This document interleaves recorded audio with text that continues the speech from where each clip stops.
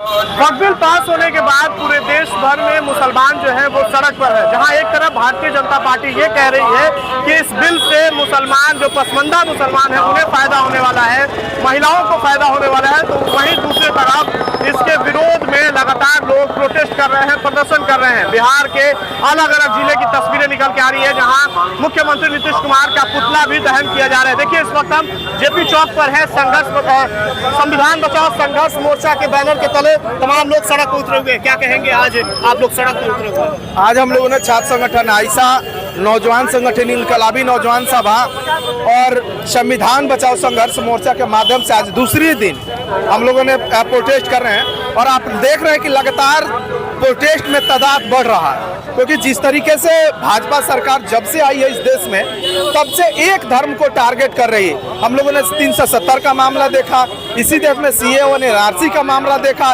इसी देश में हम लोग वक्फ संशोधन बिल का भावी मामला दे एक वर्ग को टारगेट करके और पूरे देश में एक कम्युनल माहौल बनाना चाहती है और 80% वोटों के गोलबंदी करने की वो कोशिश करे। हम करेंगे, मसला ये नहीं है, मसला ये है कि आज देश में एक रेलवे में 11 साल से बहाली नहीं आया, जिसमें लाखों नौजवान नौकरी करके अपनी बात नहीं हो रही है, शिक्षा पर बात नहीं हो रही है, महंगाई पर बात नहीं है, और लगातार इस तरह से टारगेट करके, इस तरह के मुस्लिमों के प्रति टारगेट करके एजेंडा सेट किया जा रहा है। और बिहार में आने वाला समय में चुनाव है। मैं बिहार के मुख्यमंत्री नीतीश कुमार से कहना चाहूंगा कि नीतीश कुमार जी आप सेकुलर बनते हैं, लेकिन जब वोट देने की बारी आई इस वक्फ संशोधन बिल के खिलाफ तो आप बीजेपी को समर्थन करते हैं और NDA को समर्थन करते हैं। बिहार के लोग आपसे सब पूछेंगे और आने वाला दिन में आपसे पूछेंगे कि सेकुलर के नाम पर आप RSS वाला, हाफ पैंट वाला और शॉर्ट वाला मत मानिए। बिहार के लोग जवाब देंगे।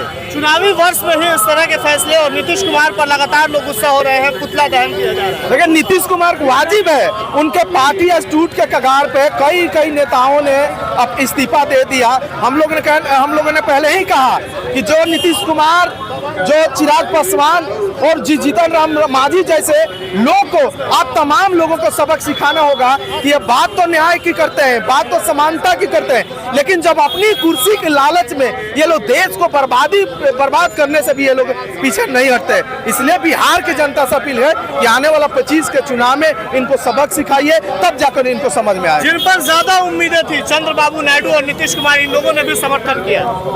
दंगाइयों लोग का समर्थन इसलिए कर रहे हैं कि हमारी सरकार और हम जेल में न जाए। मानसिकता नीतीश कुमार के साफ तौर में यही झलकाता है कि सृजन घोटाला में जो हम पर मुकदमा हुआ है वो जेल जाने से डरते हैं, क्योंकि वो आंदोलन से आए ही नहीं है, वो ऐसा ही आ गए हैं नेता बन करके। चुनाव लड़ते तब समझ में आते कि जनता का अहमियत क्या होता है। उनके जो विधायक सांसद हैं उनको अहमियत समझ में आता है कि जनता का अहमियत क्या है। जिस तरीका से आज पूरे देश में नीतीश कुमार का माहौल बना है, उस दंगाई पार्टी को उनको इस्तीफा लात मार करके आकर के अलग से सरकार बना लेने की जरूरत है। लेकिन आज वो दंगाई सरकार के साथ समर्थन में है तो जनता 25 के चुनाव में उनको बताएगी। बाकी वक्फ बोर्ड का जो मामला है, आज आइसा और RYA के बैनर तले पूरे देश में छात्र नौजवानों ने सड़क पर उतरा है कि ये बिल वापस हो।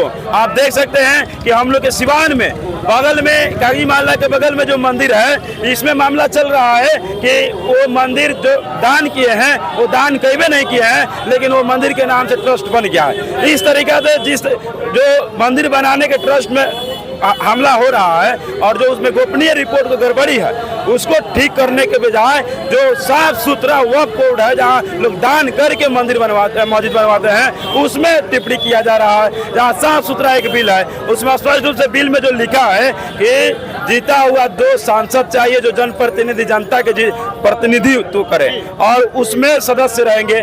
लेकिन बीजेपी के पास एक भी मुस्लिम सांसद नहीं है क्योंकि उस बोर्ड का सदस्य बने, इसलिए उन्होंने खारिज कर दिया कि इस संपत्ति को बेचने में हमको सहूलियत होगी और हम उसको प्रशासनिक तौर पर करेंगे तो उसको बेच सकते हैं। जिस तरीके से देश के सरकारी संपत्ति को सरकार बेच रही है, ठीक उसी तरीके से वक्फ बोर्ड का भी संपत्ति को सरकार बेचने की कोशिश चल रही है। ये जो वक्फ बिल की लड़ाई है, ये पर्सनली मेरी लड़ाई नहीं है, बल्कि पूरे देश भर के मुसलमानों की लड़ाई है। ठीक है, अगर हमारे वक्फ बिल को वापस लेते हैं तो बहुत अच्छी बात है। मोदी जी से रिक्वेस्ट रहेगी, गुजारिश रहेगी कि इस बिल को वापस ले, है ना। और ये लड़ाई मेरी नहीं है, बल्कि तमाम देश भर के मुसलमानों की लड़ाई है ना। सारे लोग एक हो जाए इस लड़ाई को लड़ने के लिए और रोड पे उतर जाए।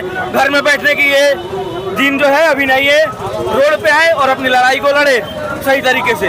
नेताओं का बयान आ रहा है कि अगर आप शाहीन बाग बनाएंगे तो जलियांवाला बाग बना दिया जाएगा। देखिए, जलियांवाला बाग बनने के लिए हम लोग तैयार हैं, ठीक है। जलियांवाला बाग हर वक्त जब जब समय आएगा, देश के नौजवान, शिक्षित नौजवान, बेरोजगार नौजवान, देश में शांति कायम रखने वाले नौजवान जो भी होंगे, वो जलियांवाला बाग दोबारा बनने के लिए तैयार रहेंगे।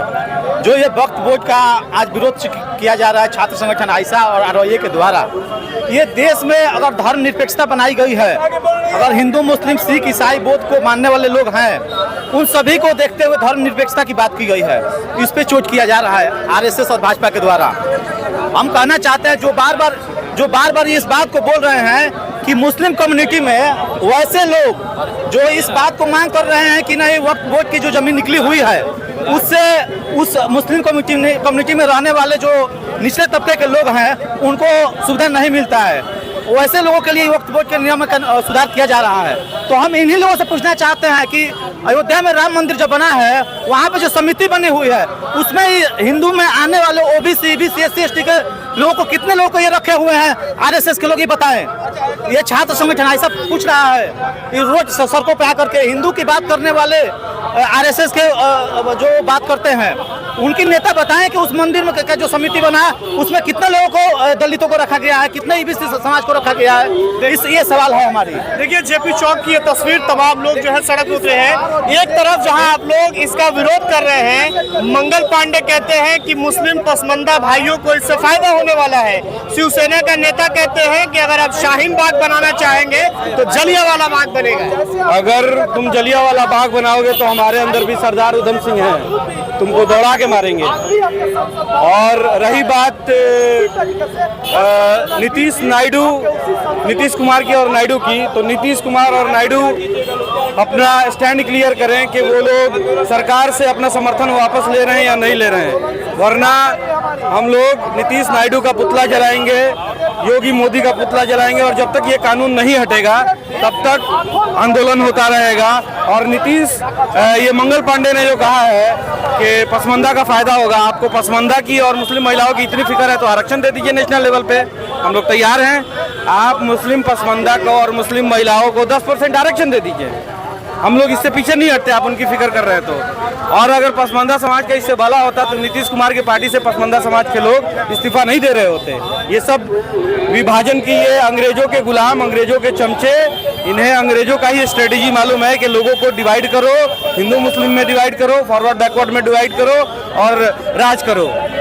चलिए, तो देखिए, सिवान के जेपी चौक से हम आपको सीधी तस्वीर जो है वो दिखा रहे हैं। वक्फ बिल को लेकर के तमाम जो लोग हैं वो सड़क पर उतरे हुए हैं, और खासतौर में नीतीश कुमार से ज्यादा नाराजगी इन लोगों की देखने को मिल रही है। जहां एक तरफ मंगल पांडे का ये बयान आता है कि इससे गरीब मुस्लिम लोग जो है, महिलाएं जो है और जो पसमंदा समाज के भाई बहन हैं उन्हें ज्यादा फायदा होने वाला है, वो लोग खुश हैं। और जहां एक तरफ शिवसेना का नेता ये कहते हुए नजर आ रहे हैं कि अगर आप शाहीन बाग बनाना चाहेंगे तो फिर जलियांवाला बाग बनेगा। इस तरह के विवादित बयान, जिससे मुस्लिम समुदाय के जो लोग हैं वो सड़क पर उतरे हुए हैं और लगातार सरकार के खिलाफ नारेबाजी और वक्फ बिल वापस लेने की मांग कर रहे हैं।